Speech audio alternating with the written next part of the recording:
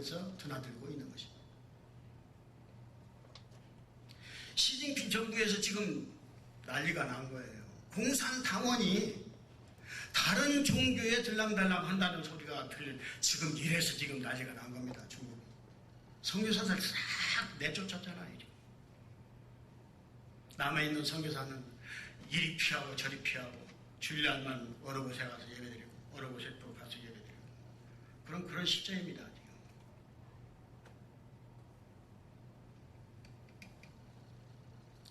이 가정의 이 아들 때문에 교회를 못 나오고 있어요. 지금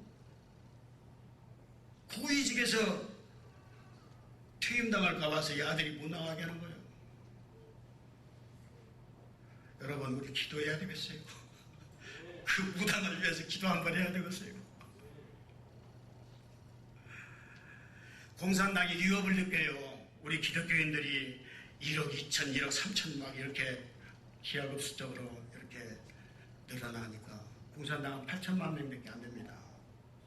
정부에서 위협을 느끼는 거예요.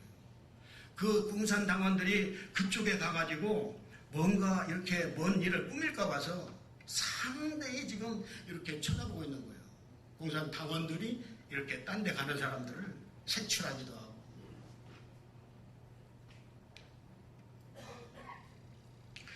지금 중국 구원 시대예요. 그냥 무릎 꿇어요. 예수 영접합시다 하면 그냥 무릎 꿇어요. 한국 사람 그런 사람 한 사람도 못 봤어. 하나님에 대해서 이렇게 저렇게 설명을 하면은요, 그 자리에서, 아까 목사님한테도 제가 말씀드렸습니다만, 그 자리에서 무릎을 꿇어요. 하나님을 영접하겠다고. 그게 성령 역사 아니겠어요? 네. 한국에서 한 사람 구원시키려면 참 어렵죠. 어려워요.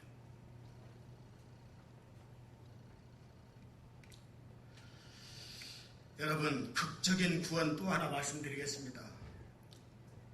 하나님께서 불러가시는 2시간 전에 하나님 백성 삼으시는 것을 제가 목도했습니다.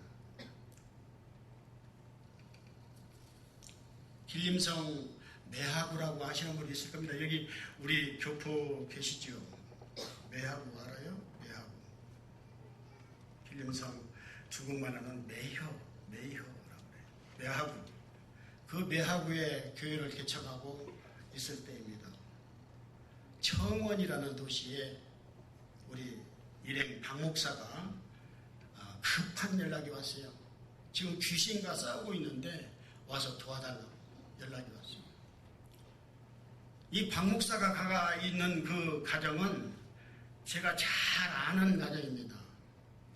청원에서 매하구는 한 2시간 거리인데 이 매하구에 있는 원천교회 집사의 이모부 집이에요. 그 집이. 그래서 제가 청원에 그 집을 중심으로 개척을 해야지 하는 마음으로 그 집에 가서 예배도 몇 번 드렸었던 곳입니다. 그런데 거기 그 남편의 그 성씨가 김씨고 저와 종씨예요. 그리고 학년도 같은 형님뻘 드는 사람이더라고요. 그래서 그 형수는 그 아주머니는 내가 형수라고 하고 이렇게 왔다 갔다 하는 그런 곳이었습니다. 우리 선교사들이요, 중국에 가면은 있어야 할 곳을 예비해야 돼요. 교회에만 붙어 있을 수가 없습니다. 그래서 어차 하면은 빨리 딴 데로 피신을 해야 되기 때문에 이 가정도 그런 범주에 속하는 우리 나름대로의 쉼터였습니다. 그래서 그 청원이라는 도시 상당히 크거든요.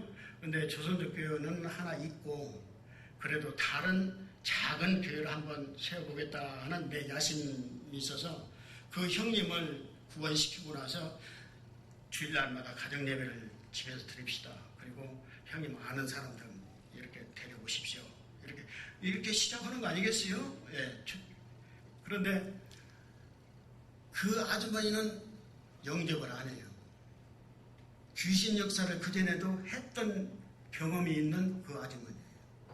어쩐지 차일피일 미루면서 영접을 안 하고 그냥 이번에 귀신 역사의 그 박 목사한테 나보고 와서 도와달라고 한 그 귀신 들린 여자도 바로 그 형수입니다.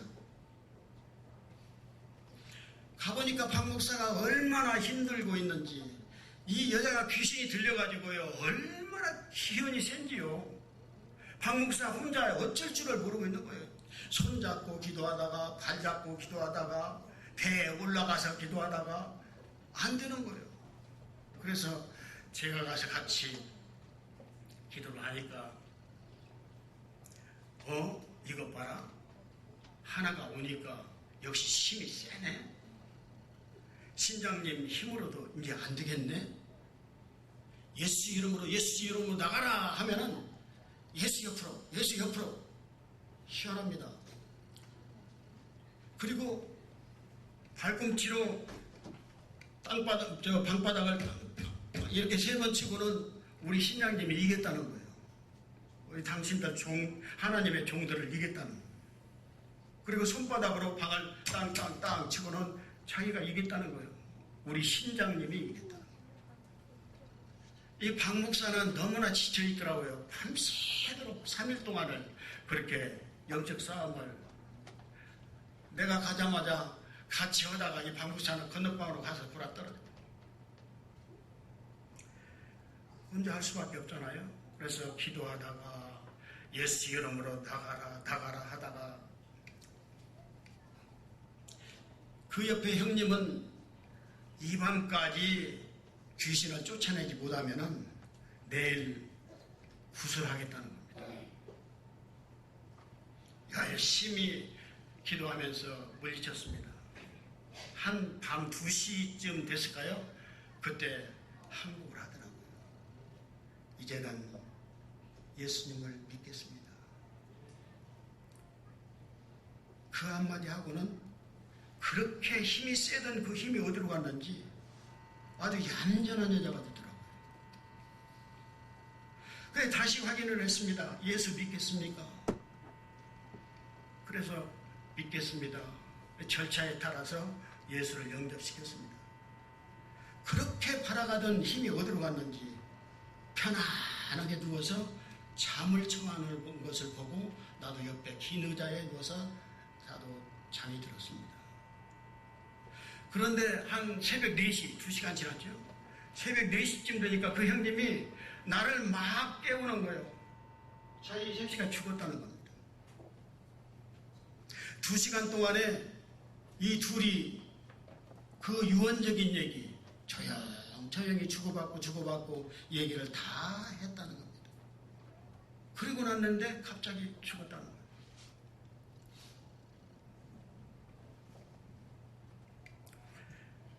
그런데 이제 큰일 났어요. 무엇이 큰일 났냐? 초등학교 5학년 되는 그 손자가 하나 있었어요.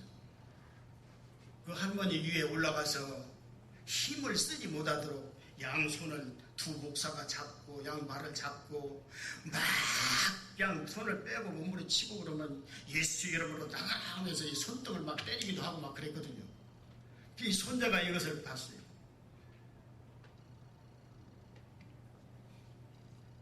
목사가 할머니를 때렸다는 거예요. 이거 문제가 되는 겁니다. 이거 중국에서 한국 목사가 사람을 때려서 죽었다.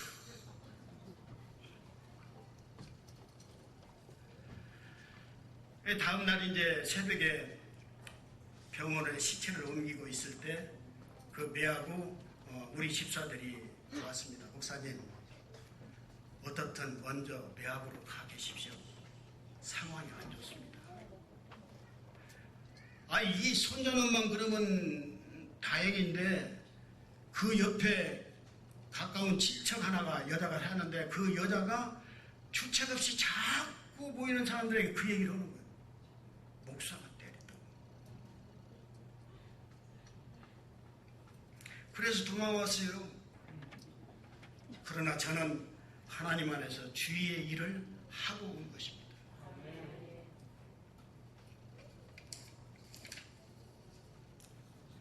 극적인 구원 사건 또 하나 말씀드리겠습니다.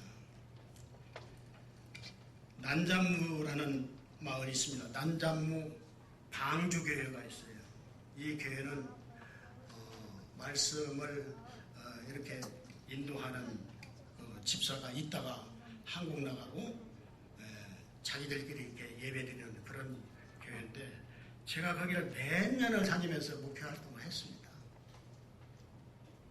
그런데 한국에 갔던 김길남이라는 이 젊은 사람이 다시 이제 중국에 들어와서 말씀 사역을 하겠다고 이렇게 하나님 인도하고 있는 그런 찰나였습니다. 근데 이 김길남이가 부인이 친정에 갔는데 오지를 않는 거예요. 같이 안 살려겠다는 거죠. 여기도 한 4학년이나 되나요? 딸이 하나 있는데 이 길남이는 그 딸 보고 싶을 때 가만히 가서 그 딸 얼굴 보고 고기 한번 사주고 그러고 오고 그런 상황이었습니다. 내가 볼 때 이 목회자가 그 뒤에서 받쳐주는 사모님이 있어야 되잖아요. 나하고 가자. 하여튼 자네 말은 안 들을지 모르지만은 내가 가서 권유를 하면은 하나님 3호로 다시 세움을 받을지 모르니까 한번 가보자. 가서 권유를 하는데요, 안 들어요. 안 가겠다는 거예요. 아주 정 떨어진다는 거예요. 얼마나 이 길남이가 마누라한테 잘못했는지 그건 제대로 못 봤으니까 모르지만은 안 살겠다는 겁니다. 그런데 그 길남이 처 옆에 노인이 한 분 계시더라고요. 누군가 했더니 길남이 처의 외할머니였어요. 그 외할머니는 교회 다닙니까? 내가 물었어요. 그랬더니 저는 다리가 아파서 밖에 나가지를 못합니다. 그래서 하나님을 믿을 수가 없습니다. 그러면 할머니, 제가 목사인데요. 할머니가 마음에 예수님을 영접하기를 원합니까? 제가 그 영접을 시켜드릴 수가 있습니다. 그랬더니 좋아하는 거예요. 그 외할머니 때문에 나를 거기 보냈더라고요, 하나님이. 그 한 영혼이지. 밖에 드문 물질 왔다 갔다 하지 못하는 그 영혼. 그래도 하나님은 찾더라고요, 자기 백성. 여러분, 붙잡혀간 이 소녀 나만 장군에게 생명의 은인이죠. 이스라엘로 보이는 애국자입니다. 선지자 통해서 나라의 체면도 크게 상승했죠. 여러분, 주변에 있는 나만 장군에게 관심 갖기 바랍니다. 사랑의 반대는 미움이 아니라 무관심이래요. 그리고 삶의 반대는 죽음이 아니라 삶과 죽음에 대한 무관심이랍니다. 가나안 농군학교 김영규 장로 책을 읽은 적이 있습니다. 한 겨울인데 그 바람이 많이 불 때에 양계장에 불이 났습니다. 닭 500마리, 토끼 200마리, 그 이글이글 다 죽어가는 것을 거기서 연수받는 연수생들이 다 나와서 그것을 어떻게 할 수가 없이 보고만 있었답니다. 장로님이 그 타들어 놔둬라. 그리고 교회로 들어가자. 여러분, 보신 대로 갑자기 죽음의 날이 오는 날 유황불이 이렇게 이글이글 타는 것이 저것과 같습니다. 이 말씀은 예수님께서 하신 말씀입니다. 그분이 거짓말 하실 분이 아니잖아요. 교육생 가운데 1000명이나 깡패를 거느리는 두목이 있었대요. 그 사람이 회개하고 목사가 됐답니다. 그리고 고시를 준비하던 법대생이 복음을 위해서 일하겠다고 고백하고 이 법대생이 장로님의 큰 사위가 되었답니다. 여러분, 이름 없는 선교사로 사시기 바랍니다. 여러분, 주변에 남한장군과 같은 사람이 많다는 것을 잊지 마시고 때에 맞추어 쓰임받는 저와 여러분 될 수 있기를 축원합니다. 많이 배웠다고 능한 일이 아니더라고요. 실천을 해야 의와 인과 신을 실천하는 저와 여러분 될 수 있기를 바랍니다. 갈라디아서 2장 20절 말씀을 제가 읽고 말씀을 마치려고 합니다. 내가 그리스도와 함께 십자가에 못 박혔나니 그런 적이 이제는 내가 산 것이 아니요 오직 내 안에 그리스도께서 사신 것이다. 이제 내가 육체 가운데 사는 것은 나를 사랑하사 나를 위하여 자기 몸을 버리신 하나님의 아들을 믿는 믿음 안에 사는 것이야. 하나님 아버지